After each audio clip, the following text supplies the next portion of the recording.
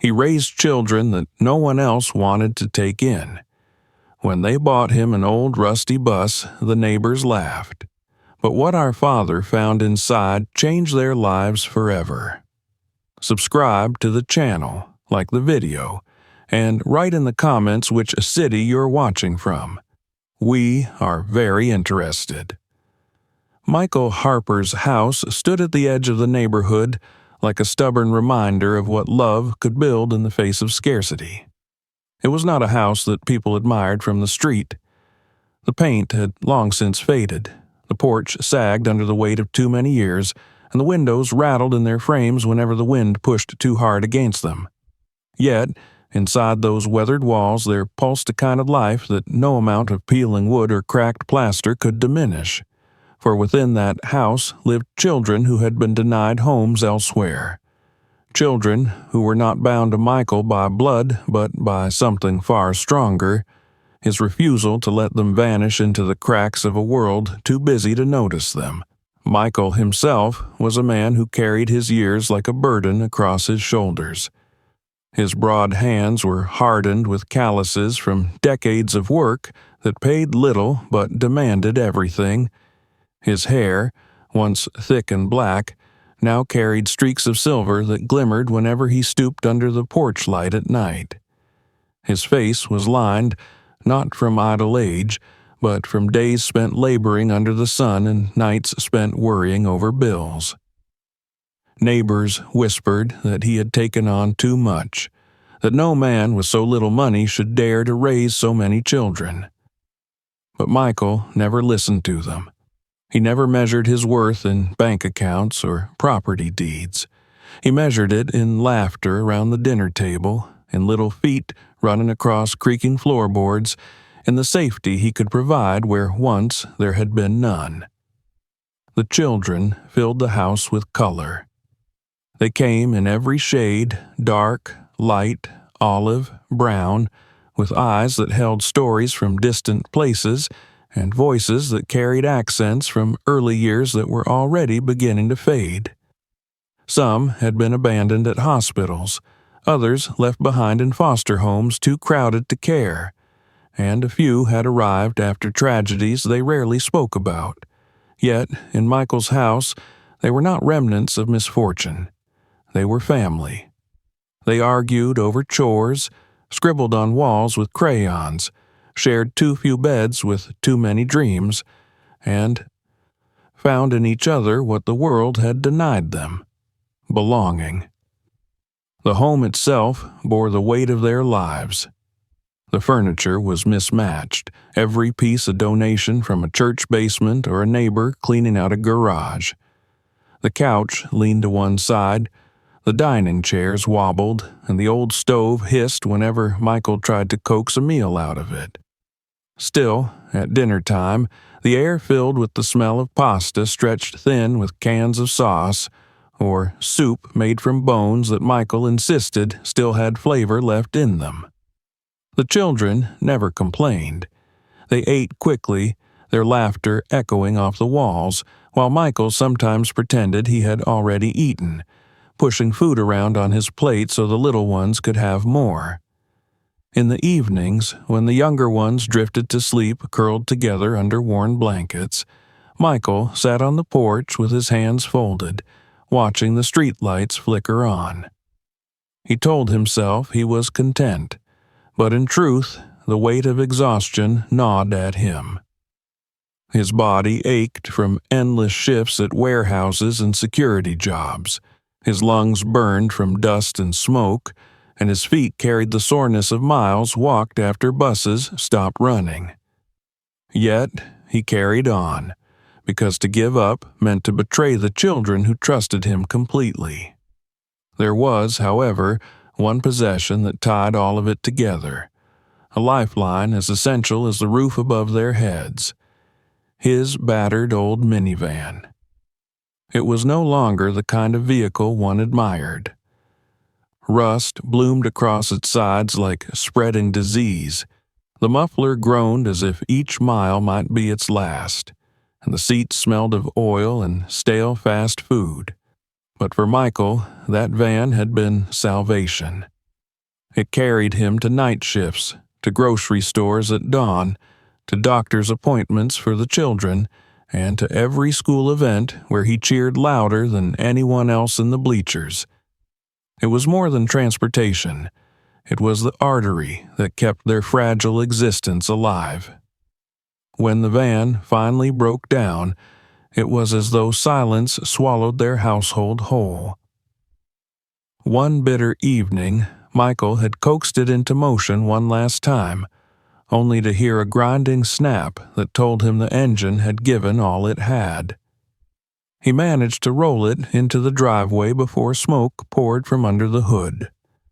The children crowded around, their faces pressed to the fogged windows of the living room as they watched him lift the hood, his shoulders slumping as he stared at the ruin inside. That night, no laughter echoed through the halls. The children whispered to each other, too young to understand fully but old enough to sense the weight pressing down on their father's chest. For Michael, the loss of the van was not just an inconvenience, it was devastation. Without it, there would be no work. Without work, the already thin thread holding their lives together would snap. He sat long after the children had gone to bed, the porch creaking beneath him as he stared into the night. He thought of bills stacked on the kitchen counter, of rent due in a week, of the shoes that pinched his youngest daughter's toes, of the hunger he sometimes kept hidden from them. He clasped his hands tightly, his skin dry and cracked, and prayed silently for strength he no longer felt he had. The neighbors noticed quickly. They saw the van sitting lifeless in the driveway and added it to their list of things to mutter about. Over steaming mugs of coffee on their porches, they shook their heads. One man scoffed, saying Michael was a fool to keep dragging other people's children into his misery. Another laughed, insisting love couldn't keep a roof over anyone's head. They thought themselves practical, realists in a world too hard for sentiment. But none of them saw what those children saw when they looked at Michael. They didn't see failure. They saw the man who had skipped meals so they could eat, who walked them to school even when his legs ached, who sat awake by their bedsides when fevers burned away the night. To them, he was not broken. He was home. Emily, the oldest at 13, carried this truth most heavily. She watched her father's silhouette on the porch night after night, his broad shoulders hunched, his head bowed. She had never seen him so defeated. And though she was only a girl, she felt years older as worry carved lines into her face. She began to whisper with her siblings, gathering them close in corners of the house when Michael wasn't listening. They shared their fears in hushed voices, passing coins between their small hands, each child offering what little they had. It was a quiet rebellion against despair, the first flicker of a plan born not from wealth, but from love. The days stretched thin. Michael walked more, taking odd jobs in places too far to reach without his van. He came home with blisters on his feet and clothes heavy with sweat. Yet, when he entered the house, the children greeted him with smiles they practiced carefully, hiding their own hunger so he would not feel worse. Emily noticed every detail, and the determination in her heart only grew. She remembered every night he had carried her to bed when she was small, every lunch he had gone without so she could eat, every time he had held her hand when the world felt too cruel. She told herself it was their turn now. And so, as the first autumn chill crept through the cracks in their old windows, Emily and the others began to move quietly, gathering what they could, making sacrifices that no child should have to make. They did not yet know what form their plan would take, but the seed was planted. They would not let their father drown beneath the weight of his sacrifices. Somewhere, in the silence of that tired house, a resolve was forming, strong enough to change the course of all their lives. The night the minivan died had marked an ending, but within the hearts of Michael's children, it was already beginning to turn into something else entirely. It was becoming the first chapter of a story they had not yet written, a story of what children could build out of love, even when the world believed they had nothing left to give. The days following the death of the van stretched long and heavy, settling over the Harper household like a storm cloud that refused to move. Michael tried to hide the despair that gnawed at him, forcing himself into a rhythm of walking to odd jobs, taking buses that only covered part of the way, and returning home late with blisters that cracked and bled. The children watched him come in each evening, shoulders bent beneath the invisible weight of responsibility. He never spoke of his exhaustion, but his silence told them more than words could. The laughter that had once come easily to their home had grown quieter, like a candle flame fighting against a draft. Emily noticed most of all. At 13, she was still a child herself, but circumstances had drawn her prematurely into a kind of adulthood.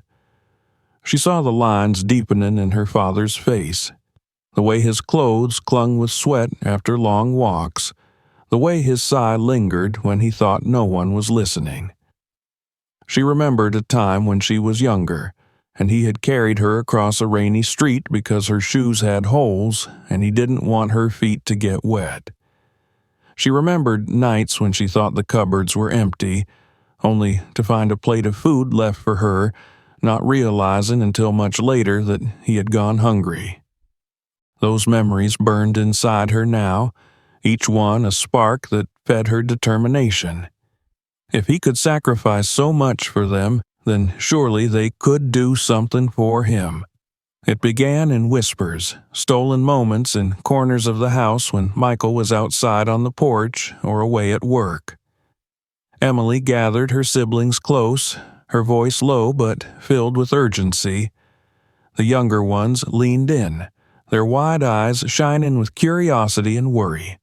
They all knew something had to change, even if they did not fully understand how dire things were. Emily told them it was time to act, that they could not just watch their father wear himself down to nothing. At first, the plan was vague, little more than a feeling that they should help. But as the days passed, that feeling grew into action. The older children began to find small ways to bring money into the house. Marcus, barely 15, offered to mow lawns for neighbors who usually ignored them. He pushed an old rusty mower across uneven yards, sweat soaking through his shirt until calluses formed on his hands. Rosa, a year younger, started helping an elderly woman down the street carry groceries and clean her kitchen, receiving small bills pressed into her palm as thanks. Even the younger children tried to contribute.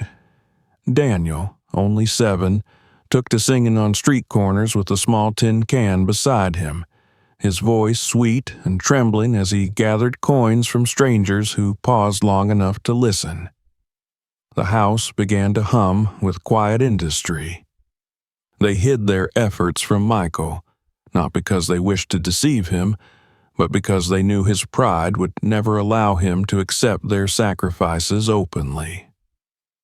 Emily kept the money they gathered in a small box beneath her bed, counting it each night with careful fingers. The coins clinked softly, and the crumpled bills grew slowly in number. It was never much, but each contribution felt monumental. They were not just collecting money, they were collecting hope. What touched Emily most was the way even the smallest of her siblings gave up what little they had. Maria, who had been saving for a birthday dress she had admired in a shop window, handed over her savings without hesitation. Daniel emptied his piggy bank, coins that had been meant for candy and toys, pressing them into Emily's hands with a seriousness far beyond his years. Even little Anna, barely 5, toddled up with her favorite doll's worn blanket, insisting they could sell it, though Emily promised her gently that some things could not be measured in money. Their sacrifices were not grand in the eyes of the world, but within the walls of their home they were priceless. Each child understood, in their own way, that love meant giving even when you had nothing to spare. They had learned this from Michael, who had lived his entire life as a proof of that lesson. The neighbors began to notice the children working, though most dismissed it as pointless. Some chuckled at the sight of Marcus pushing the broken mower across stubborn grass. Others shook their heads at Daniel's small figure singing on the sidewalk. But the children ignored them. Their eyes were fixed on something bigger, something that kept them moving even when exhaustion pressed in. The evenings brought them together again, huddled around the kitchen table when Michael was too weary to notice. They poured out their coins and bills, the little pile growing slightly higher with each passing week. Emily kept track in a worn notebook, her handwriting shaky but determined. The total was pitiful compared to what cars cost, yet none of them allowed despair to take root. They told themselves that miracles were built not from abundance, but from persistence. One night, as the wind howled outside and the house shivered against the cold, Emily opened the box and spread the money across the table. The children counted together, their voices rising in unison. When the final coin was added, they stared at the total, a little over $100. For a moment, silence fell, heavy with the realization that it was not enough for any real car. The younger ones looked to Emily, their faces shadowed with disappointment. But Emily's eyes burned with determination. She told them that it did not matter if it was not enough for what others would call a real car. It would be enough for something, and something was better than nothing. The idea came to them like a spark in the dark. They could not afford a shiny vehicle, nor even a dependable used car, but perhaps they could buy something broken, something the world had thrown away. They had seen old school buses and vans sold for next to nothing at auctions and salvage yards. To others, those rusting shells were worthless. To them, it was a chance. If their father could see that they had tried, if he could strip parts or repair what he could, maybe it would restore not only transportation but also his spirit. The children clung to this plan with fierce determination. For the first time since the van had died, laughter returned to their whispers. They began to imagine the look on their father's face when they rolled their purchase into the driveway. They pictured him surprised, touched, perhaps even smiling again. That vision fueled them through the hard days that followed, when their little jobs left them tired and sore. Emily began to make inquiries quietly, asking around about auctions, listening for whispers of vehicles sold cheaply. One afternoon, she overheard two men talking about an old school bus that had been decommissioned, too worn for official use but still standing. It was nothing but a relic in their eyes, a pile of rust waiting for the scrapyard. To Emily, it was possibility incarnate. She rushed home with the news, her voice breathless as she told her siblings. Their eyes lit up, and in that moment, they knew their decision was made. The night before the auction, they gathered in their small room, coins clutched tightly in their fists, bills smoothed carefully as though reverence might multiply them. They whispered promises to one another, swearing that no matter how the world laughed, they would carry this through. Michael slept in his chair on the porch, unaware that inside his children were plotting the greatest gift they would ever give him. When dawn broke, gray and cold, Emily led her siblings out into the world with their little bundle of money. The air bit at their cheeks, but their hearts beat fiercely with anticipation. They were not children on that morning. They were warriors armed with nothing but love, stepping into a battle against despair itself. They had no guarantee of success, but they carried something far more valuable than certainty: the unshakable belief that their father deserved better, and that it was their turn to give it to him. And so, as the sun rose higher, they prepared to take the first step in a journey that would change everything. They did not yet know what their $100 would buy, only that it would be the beginning of something greater than any of them could imagine. The weight of sacrifice pressed against their small shoulders, but beneath it was the steady beat of hope, a rhythm that would guide them toward the rusted, forgotten gift that waited for them just beyond the horizon. The morning they brought the bus home was gray and cold, the kind of day when the sky seemed to hang low and heavy over the streets. Emily and her siblings had walked together from the salvage yard, their small bodies dwarfed by the hulking vehicle that rumbled uncertainly behind them, its engine coughing with each protest of life.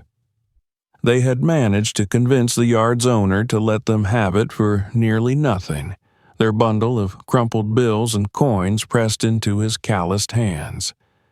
To him, the bus was junk, one step away from being stripped for metal, but to the children it was treasure.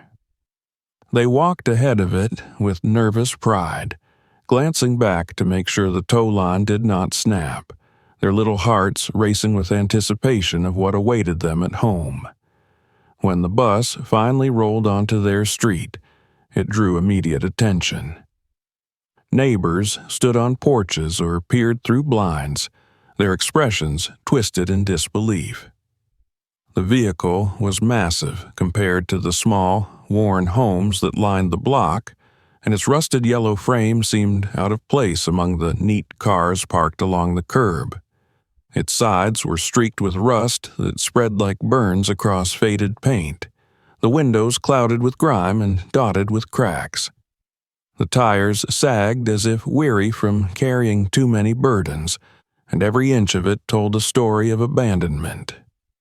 Yet, for the children walking beside it, their shoulders brushing one another in solidarity, the bus was not a ruin. It was a promise. Michael was on the porch when he first saw it. He had been sitting as he often did, staring out at the street with eyes dulled by fatigue. At first, he thought it was simply another relic being dragged to the scrapyard, but as the bus lurched closer and turned into their drive, confusion overtook him. He rose slowly, his heart thudding in his chest, and walked toward the edge of the porch, as though he needed a closer look to confirm what he was seeing. The children clustered together, their faces lit with nervous excitement, waiting for his reaction. When the bus shuddered to a stop, silence fell. Michael stared at the hulking shape before him, at the peeling paint and broken glass, at the frame that looked one storm away from collapsing. For a moment, he could not find words. The children shifted anxiously, their smiles faltering under his unreadable gaze. Then Emily stepped forward, her hands clasped together tightly, and whispered, "It's for you, Dad." Michael's throat constricted. He reached out a hand and touched the side of the bus, the rough surface cold beneath his palm.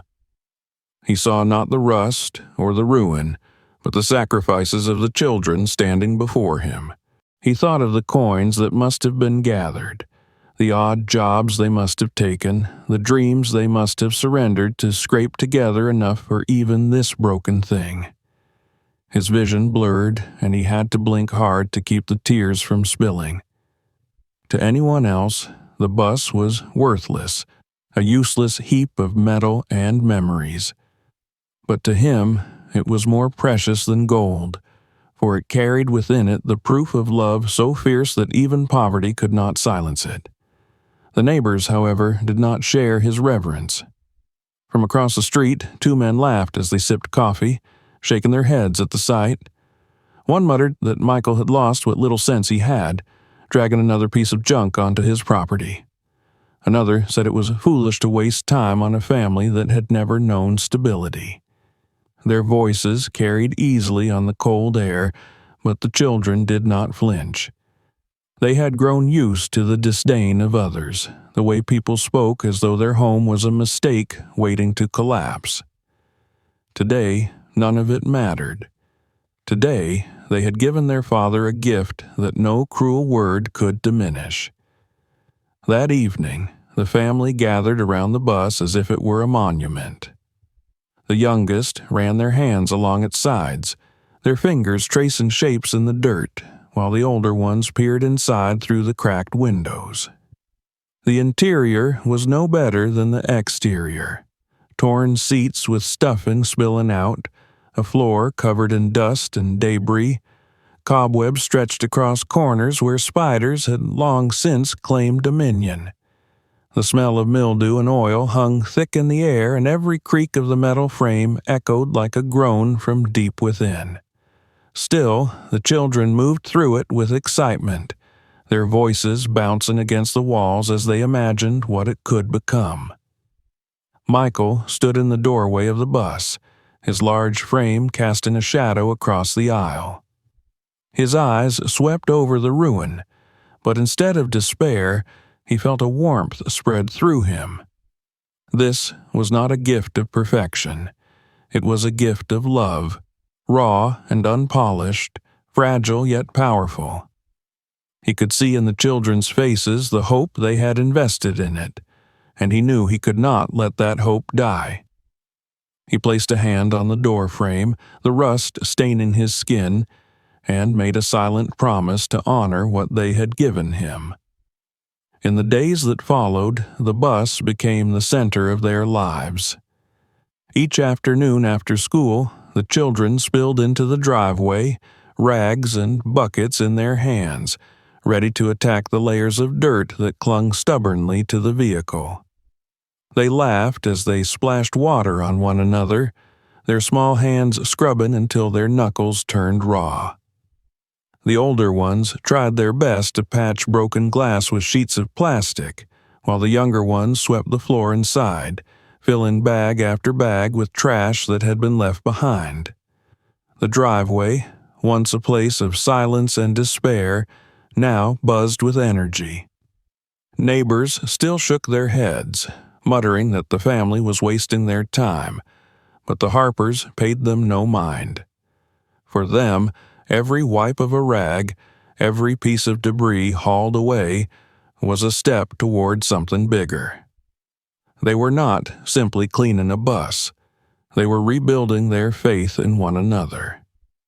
At night, when the sun had set and the air grew cool, Michael worked by the glow of a single lamp, his hands deep in the bowels of the engine.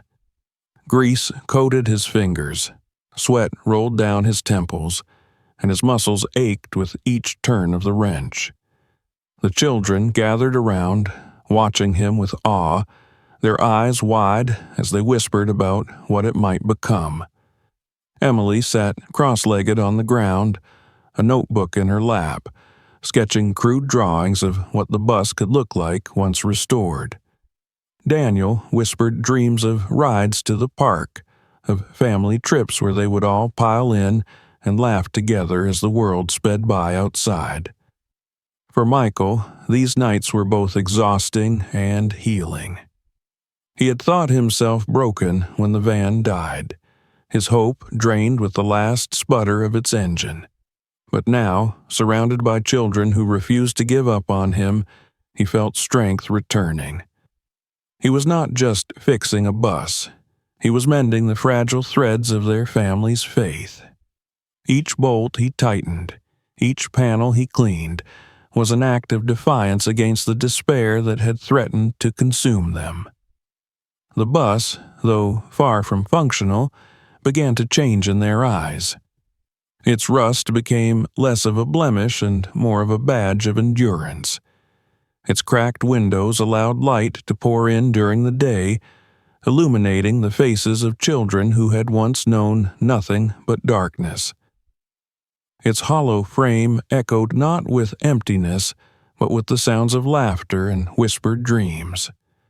Slowly, the ruin was transforming into a symbol, not just of survival, but of the boundless power of love.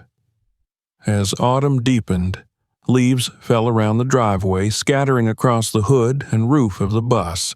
The children chased them, their shrieks of joy mingling with the clatter of tools in their father's hands.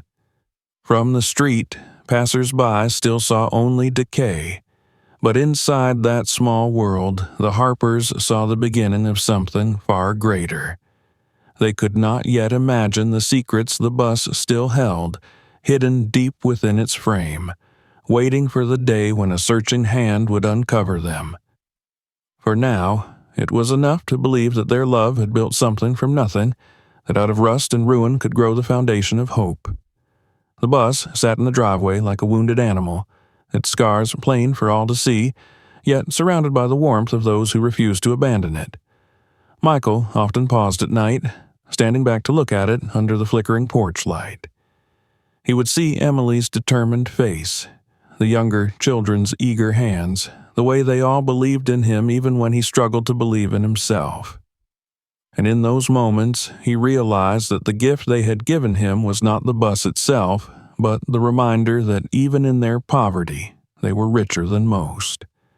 The world outside could laugh, the neighbors could mutter, but within those cracked windows and rusted walls, a family's future was quietly taking shape. They did not yet know how deeply their lives would be altered by what they had brought into their home, but already the bus had changed something fundamental. It had turned despair into determination, silence into laughter, and poverty into proof that love could endure anything. The bus had quickly become the center of their lives, its hulking presence in the driveway a constant reminder that hope could take the strangest forms. The children no longer saw it as a pile of rust and ruin, but as a challenge, something they could conquer together with their father. Every day after school, they would rush to the driveway, dropping their backpacks inside the house before grabbing rags, buckets, and whatever tools Michael could spare. The air filled with the scent of soap and oil, the squeak of brushes against metal, the clatter of bolts falling onto concrete. Even the youngest ones, who could barely lift a broom, insisted on helping, their small hands busy sweeping away dirt or gathering trash into plastic bags. What had once been an eyesore now pulsed with life, laughter, and the unshakable rhythm of determination. Michael worked alongside them whenever his long days of labor left him with any strength. At night, when the neighbors' houses fell silent and the street was lit only by dim lamps, he crouched inside the bus with a single work light hanging above. The glow revealed his lined face, beads of sweat gathering at his temples, and the grease that stained his hands no matter how often he tried to wash it away.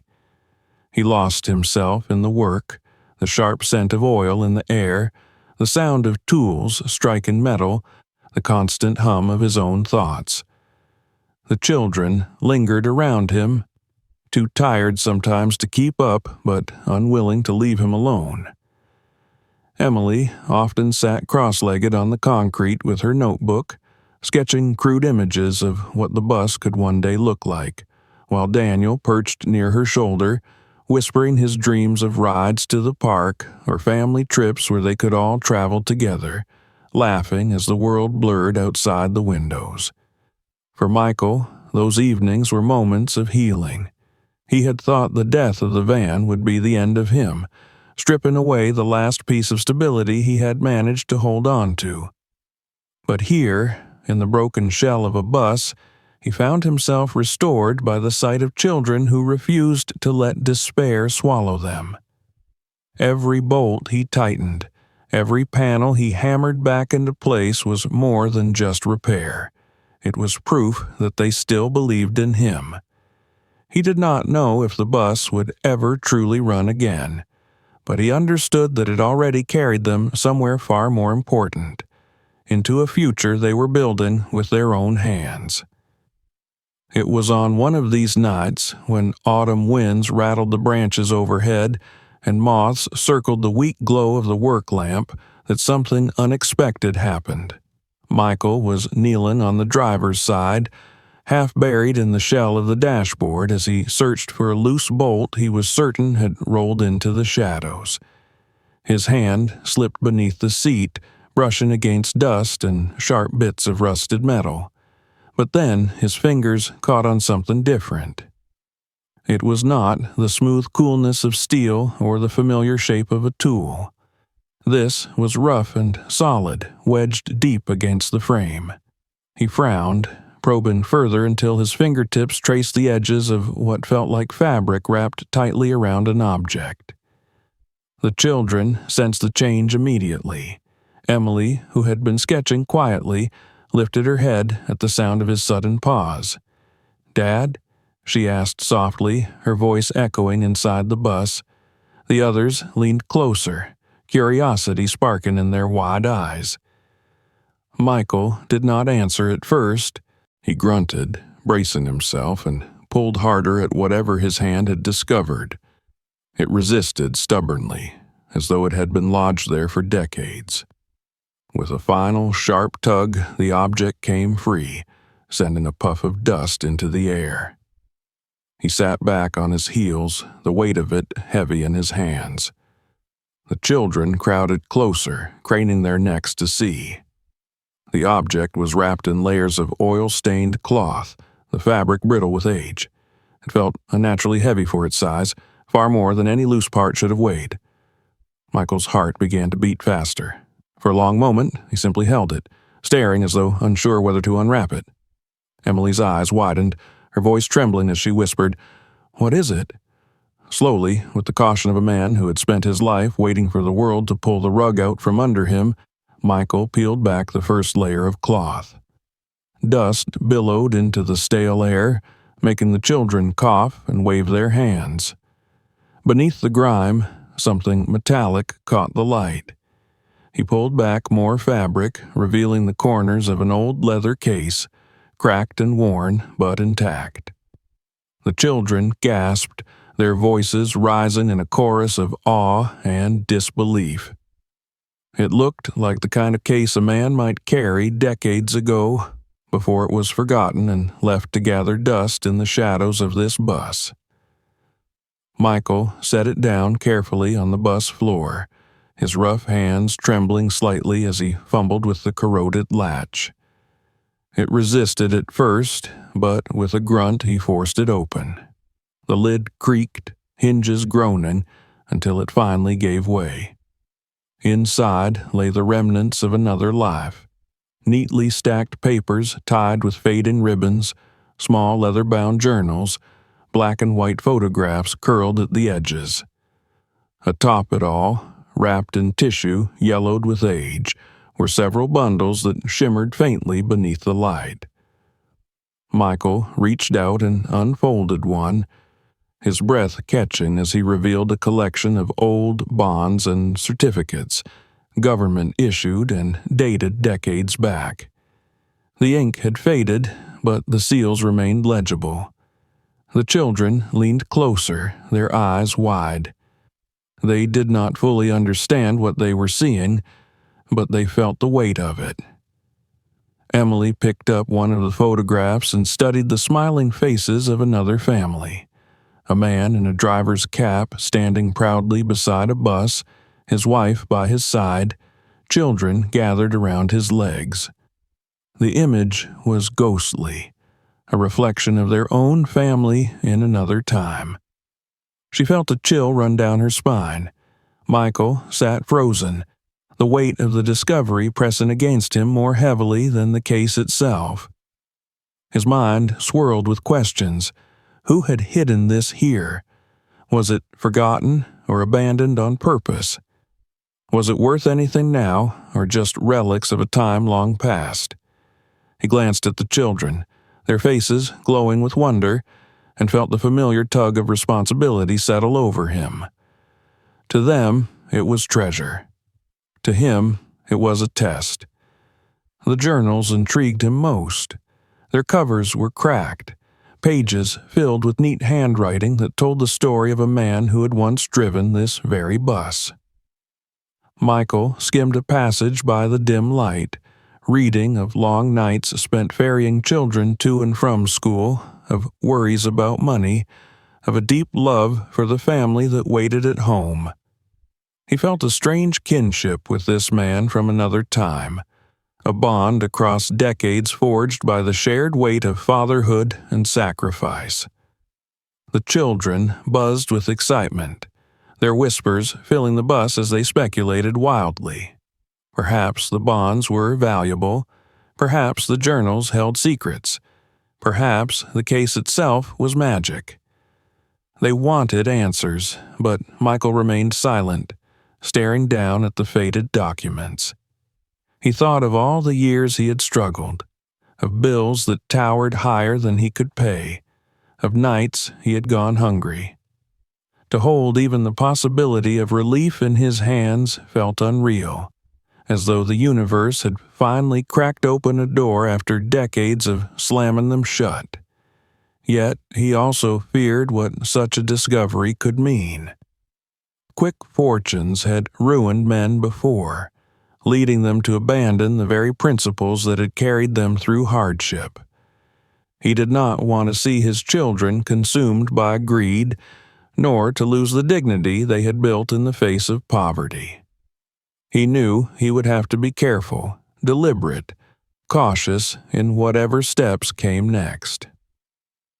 That night, long after the children had drifted to sleep, Michael carried the case into the house and placed it on the kitchen table. The golden glow of the single bulb above cast shadows across its surface, highlighting every scratch and scar.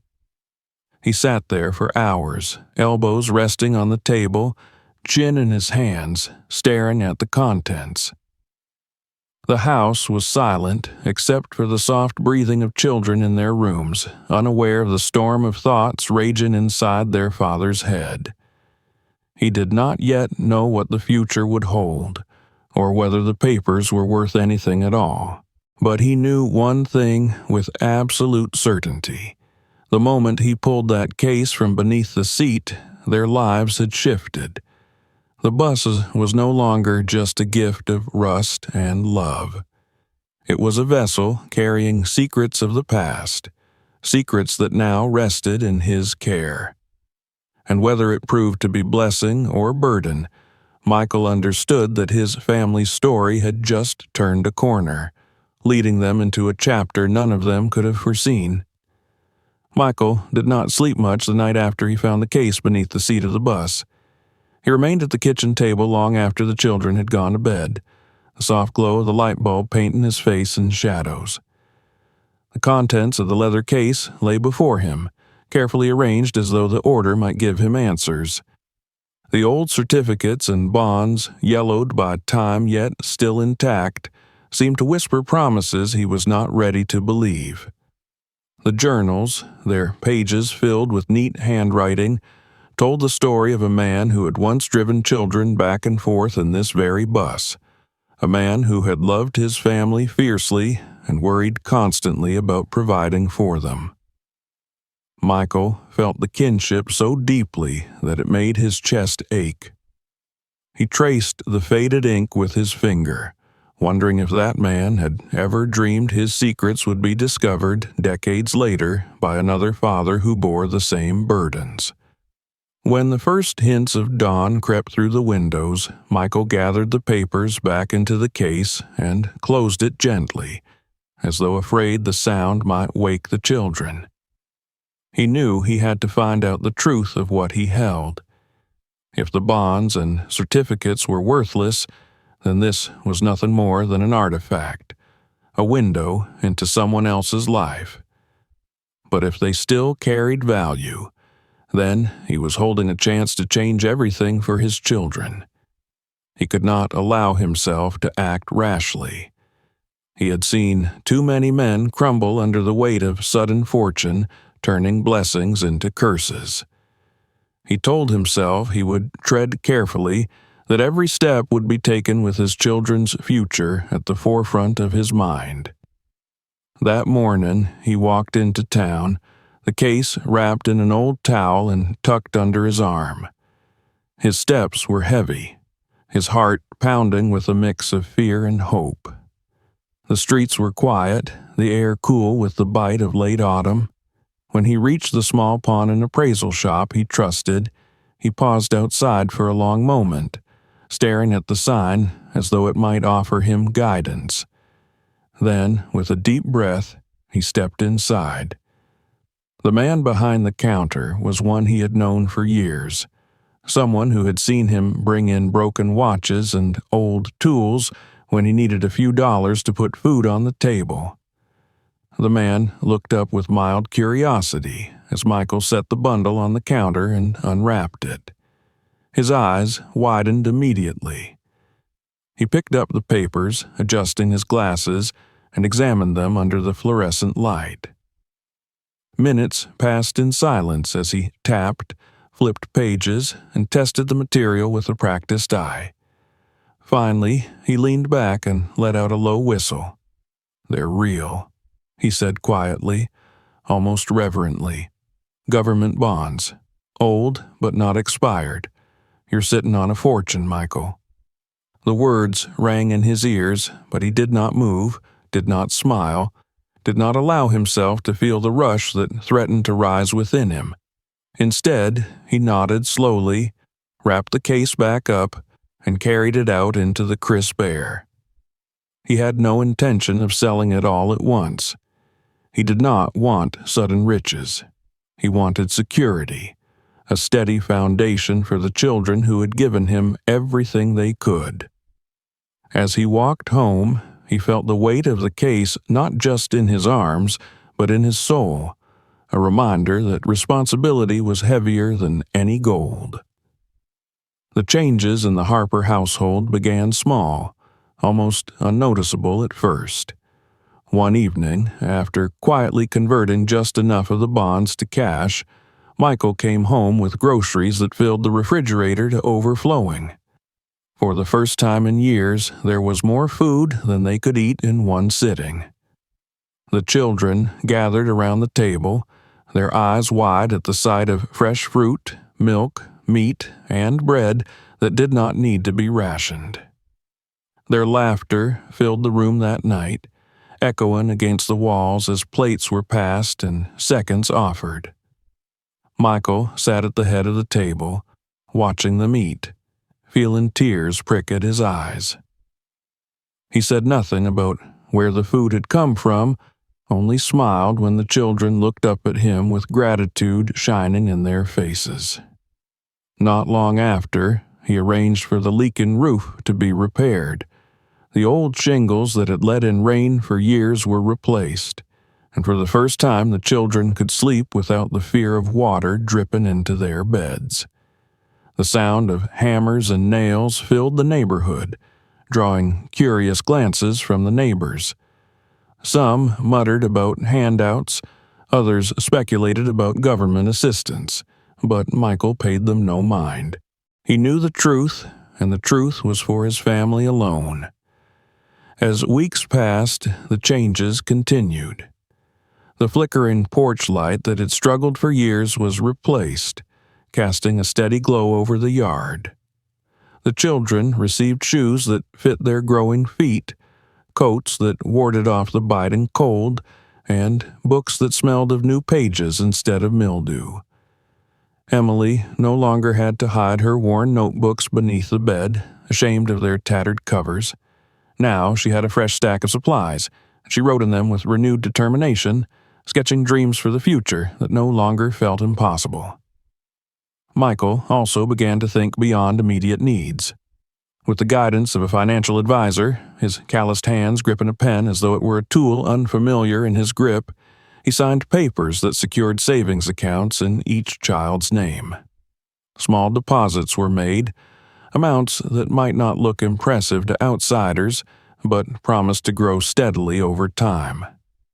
It was his way of ensuring that when the day came for each child to step into the world, They would carry with them not only love, but also stability. The neighbors, however, continued to whisper. They noticed the house's fresh coat of paint, the children's brighter clothes, the way the family seemed less weighed down by struggle. Some insisted Michael must have found a wealthy benefactor, someone charmed by the sight of his sprawling family. Others claimed it was government aid, though none could explain why his family would suddenly receive more than anyone else. They never guessed the truth, that an old bus had yielded secrets powerful enough to shift the course of their lives. Through it all, Michael kept working. He still took odd jobs, still walked when he had to, still returned home with sweat dripping down his brow and muscles aching from labor. He did not want the children to think the bonds were a crutch, something that excused them from hard work. He wanted them to see the balance, to understand that blessings should not replace effort, but rather strengthen it. In the evenings, after supper was done and the little ones tucked into bed, he often returned to the bus with his tools, continuing the slow process of repair. The children sat nearby, their voices rising in laughter and stories, and in those moments the weight of his burdens seemed lighter. The greatest change, however, was not in the house or the clothes or the pantry. It was in the spirit of the family itself. The children no longer looked over their shoulders in shame, no longer whispered fears about bills or empty cupboards. They carried themselves with a quiet confidence, a belief that tomorrow would not bring disaster but possibility. At night, Michael would pause in the hallway, listening to the sounds drifting from their rooms, the scratch of pencils as Emily studied late, the giggles of the younger ones as they shared secrets in the dark, the soft murmur of prayers spoken with hope rather than desperation. These sounds were richer than any treasure he could have imagined. Months rolled by, and the seasons turned. The Harper household, once the subject of pity and ridicule, began to stand out for another reason. Neighbors who had mocked them now found themselves pausing as they passed, watching children play in the yard with smiles that could not be hidden. A few even admitted quietly to one another that perhaps they had been wrong, that perhaps Michael had built something worth admiring. But Michael paid no mind to their shifting opinions. He knew what truly mattered. At the heart of it all remained the bus. He had not scrapped it, had not abandoned it once its secret was revealed. Instead, he continued to work on it slowly, almost reverently, as though it were more than metal and bolts. To him, it was a symbol, a reminder of the night his children had given everything they had to lift him when he was sinking. And within its rusted walls had lain the key to a future none of them could have foreseen. The children still gathered around it, still played and dreamed inside its hollow frame. To outsiders, it might look like nothing more than a relic wasting away in the driveway. But to the Harpers, it was sacred. It was proof that love could uncover miracles hidden in the most unlikely places.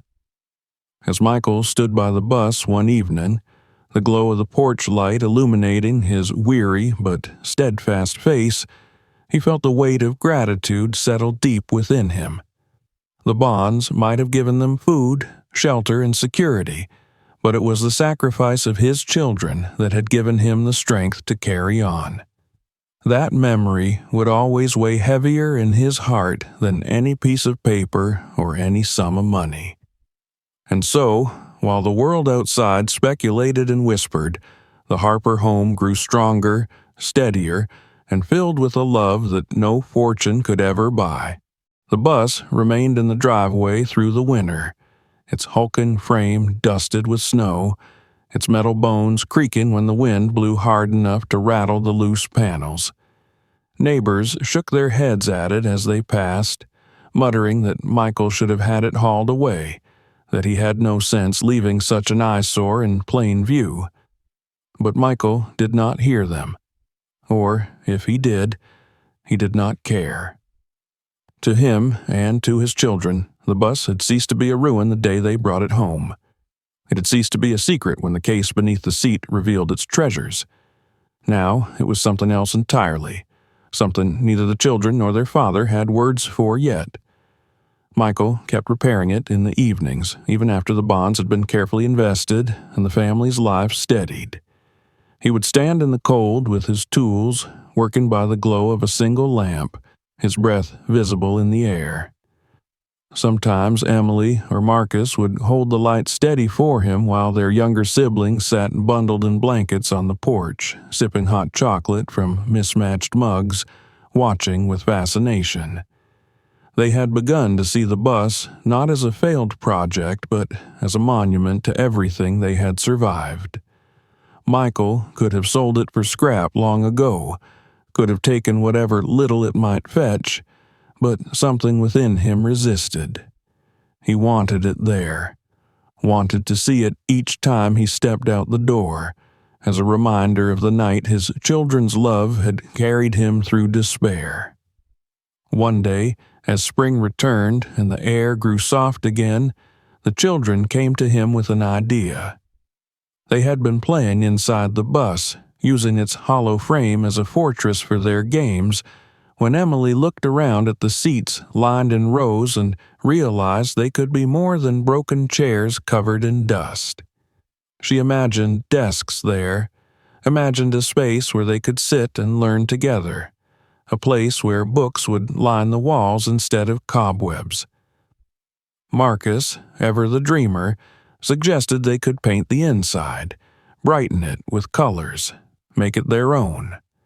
The younger children chimed in with their own ideas, their voices overlapping with excitement.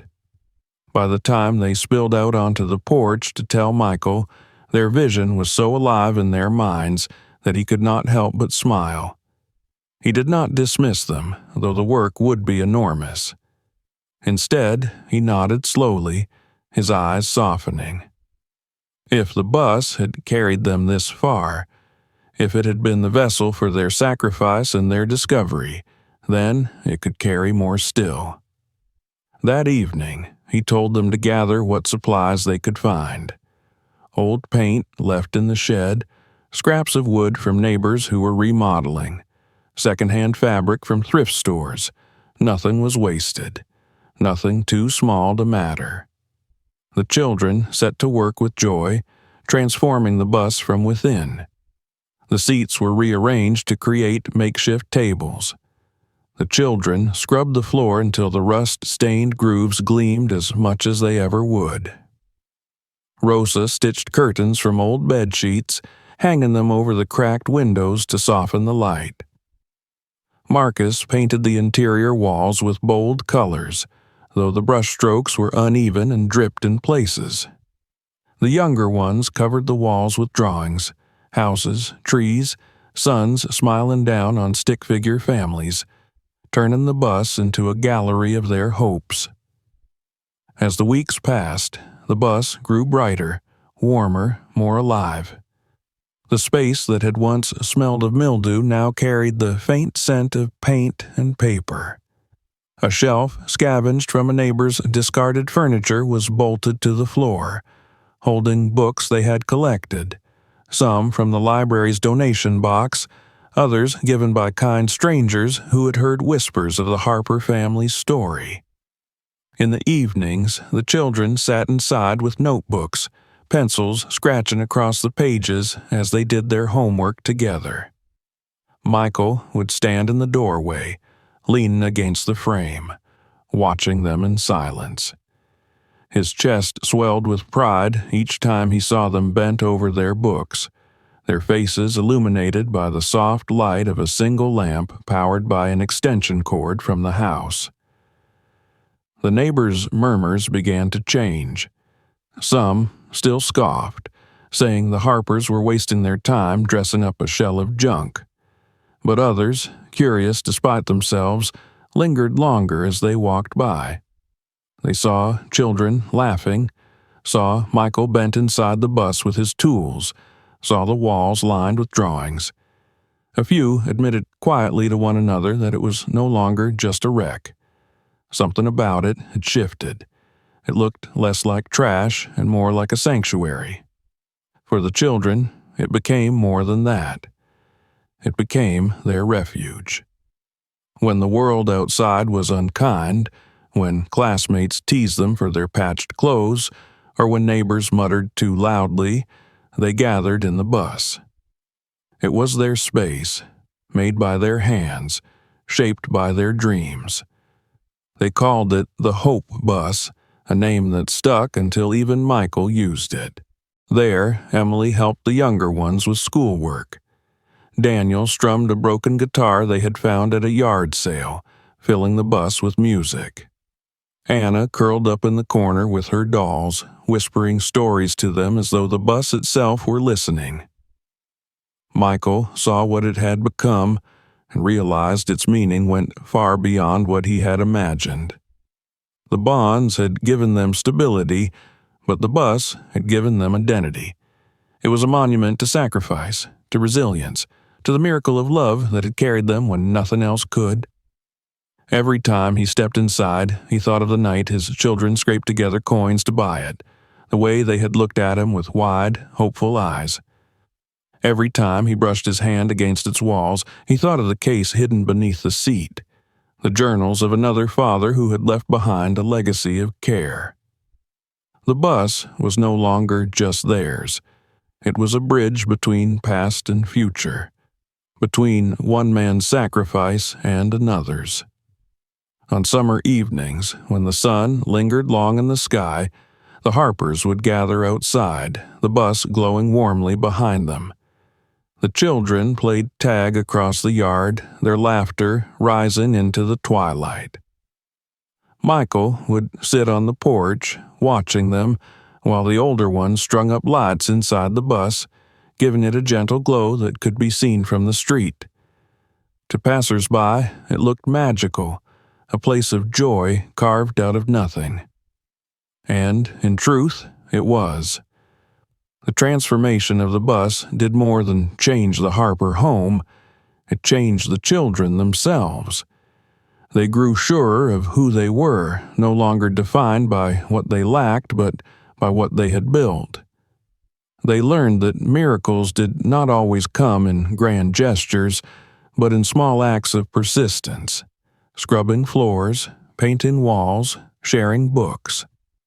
They learned that love could be as solid as steel, as enduring as rust, as bright as the drawings they pinned to the walls. Michael, too, felt himself transformed. He had thought the discovery of the bonds was the miracle, the answer to years of prayer.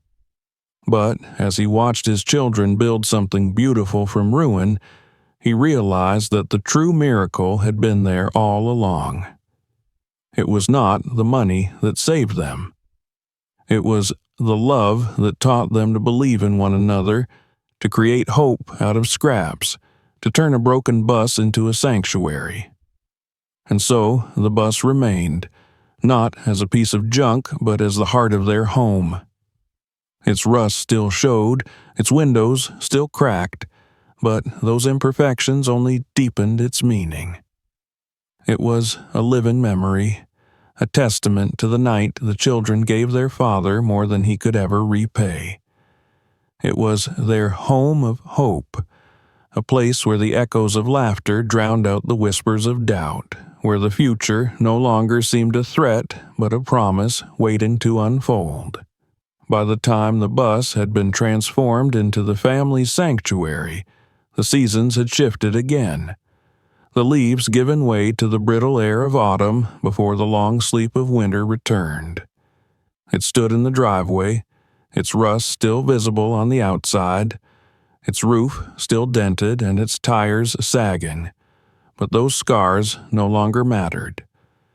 The neighbors who once laughed had grown used to seeing the glow from its windows at night, the silhouettes of children bent over books or dancing in the narrow aisle, and though some still muttered, Others had softened.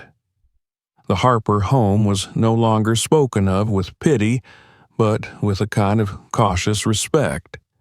The man they had once dismissed as a fool for taking in so many children had become something else, though they struggled to name it. Inside the house, life had taken on a new rhythm. Bills were paid on time, the cupboards no longer stood bare, and the children walked to school in shoes that fit their growing feet. Emily, who had carried the burden of worry longer than any child should, now studied with a focus that bordered on fierce, determined to make use of the opportunities her father's sacrifices had secured. Marcus had grown tall and strong, his hands rough from work but his mind hungry for more than labor. Rosa's drawings filled the walls of the bus, vibrant colors spilling into every corner, while Daniel strummed his guitar until the strings threatened to break. The youngest ones laughed without fear, no longer shadowed by the constant uncertainty that had once clouded their days. Michael watched them with quiet pride, though he never allowed himself to grow complacent.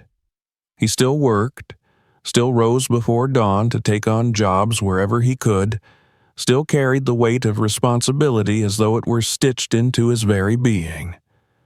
The bonds had given them security, but he wanted his children to know that security was not a reason to rest, but a foundation upon which to build. He reminded them gently, in his steady voice, that what mattered most was not the money or even the bus, but the love that had carried them through the worst of storms. As time passed, the story of the Harper family began to ripple beyond the boundaries of their street. Teachers at the children's school noticed their new confidence, the way they spoke proudly of their home. A local pastor, who visited for supper one evening, was moved by the sight of the bus, its walls covered in drawings and its shelves stacked with books, and told others of the sanctuary the Harpers had created. Soon, curious visitors began to stop by, asking about the old bus, marveling at how a relic destined for scrap had become a living monument. Michael accepted their words with humility, his hands resting on the doorway as he explained that it was not the bus that mattered, but the lesson it carried. The neighbors, too, could no longer deny what they saw. Where once they had muttered about foolishness, they now whispered with something closer to awe. They saw children who had been broken now running across the yard with laughter, saw a house once dim and weary now glowing with warmth. A few admitted, grudgingly at first, that perhaps they had been wrong about Michael. Perhaps love was not a fool's gamble after all. One Sunday afternoon, as the sun dipped low and bathed the yard in golden light, Michael stood outside with his children gathered around him. They played tag in the grass, their laughter ringing out, their voices carrying far enough that even the neighbors could not ignore them. He leaned on the porch rail, his heart swelling with a mixture of pride and humility. He had once feared that his life would amount to nothing more than endless struggle, but as he watched his children chase each other through the light, he realized he had built something far greater than wealth. He had built a family, bound not by blood but by choice, by sacrifice, by love that refused to break. The bus remained in the driveway, not as an embarrassment, but as a symbol. Its scars told the story of where they had been. Its interior showed what they had created, and its presence reminded them daily of what was possible when hope refused to die. Michael had thought once about scrapping it, about selling it off for whatever little it might bring, but now he knew it would stay as long as he lived. It was more than steel and paint. It was their story written in rust and color, in laughter and sacrifice. As the years moved forward, the children grew, each carrying with them the lessons etched into the walls of that bus. They knew that miracles did not always arrive in shining packages, that sometimes they hid in broken things, waiting for hands brave enough to uncover them. They knew that love was not measured in gifts or wealth, but in the willingness to give even when you had nothing. And they knew above all that their father's legacy was not the bonds he had found or the stability those bonds provided. His legacy was the family he had built, the belief he had instilled in them, the love that had turned despair into hope. Michael understood this too. He did not think of himself as remarkable, did not seek recognition or praise. When people asked about the changes they saw, about how the Harpers had gone from struggling on the edge of ruin to standing strong, he only smiled quietly and shook his head. "It wasn't gold that saved us," he would say, his voice steady, his eyes soft. "It was love." And so the Harper story became not just their own, but something larger, something that lingered in the hearts of those who saw it. The man once pitied as a struggling father became an example, a reminder that even the most broken things could hold treasures beyond imagining. The children carried it with them into the world, and the bus, old and scarred, remained in the driveway as a testament. Its walls echoed with memories of laughter, its shelves held books filled with dreams, and its presence told every passerby that miracles were real. They just did not always look the way the world expected them to. In the end, Michael's legacy was not wealth or property, not the bonds hidden beneath a bus seat, but the children who had once given him their last coins to buy something everyone else had abandoned. It was their sacrifice that had lit the path forward, their belief that had kept him standing, their love that had turned his weary heart into something unbreakable. As long as they lived, as long as the bus remained, that legacy would endure, shining brighter than gold. Unbelievable true stories. And don't forget to turn on the bell so you never miss what's coming next. Want to know what happens when love, sacrifice, and fate collide in even bigger ways?